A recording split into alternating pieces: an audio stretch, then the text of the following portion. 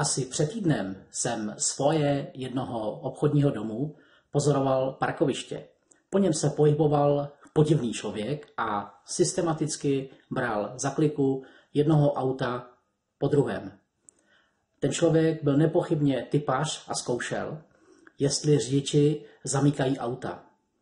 Šel jsem k němu, slušně jsem ho pozdravil, tak jak mě to učila maminka, a zeptal jsem se ho, jestli nepotřebuje s něčím pomoci. Neodpověděl a rychle odešel. A tato příhoda mě dovedla k myšlence natočit dnešní video. Víte o tom, že zamykací technika se musí pravidelně kontrolovat, že bychom měli pravidelně provádět funkční testy a zkoušet, zda naše zámky opravdu drží?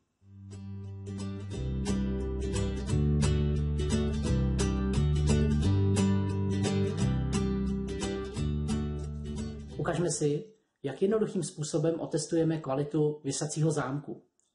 Toto je visací zámek Stabilit. Vyrábí se někde v jihovýchodní Asii a před časem mi ho daroval jeden zákazník. Ten zámek je poškozený a nedrží. A nyní si uděláme jednoduchý testík. Pokusím se vytrhnout třmen z tělesa zámku v uzamčeném stavu.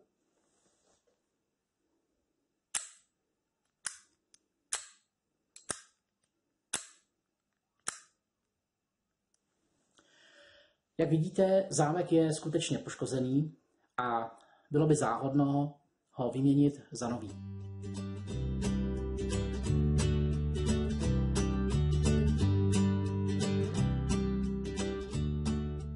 Možná si řeknete, proč ztrácím čas takovým elementárním příkladem, jako je test visacího zámku. Zloděj, ten se vždycky přesvědčí, jestli je zamčeno. Ale majitel nemovitosti, ten zkoumá svůj zámek obvykle, až když mu teče do bot.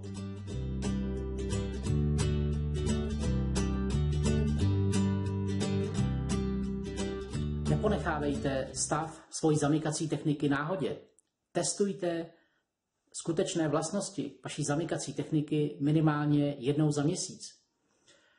Zatáhněte si za zámek, vemte za kliku, jak u dveří, tak u trezoru, případně zapněte alarm a projděte se po čidli. Ušetříte si do budoucnosti spoustu problémů a mnohdy i spoustu peněz.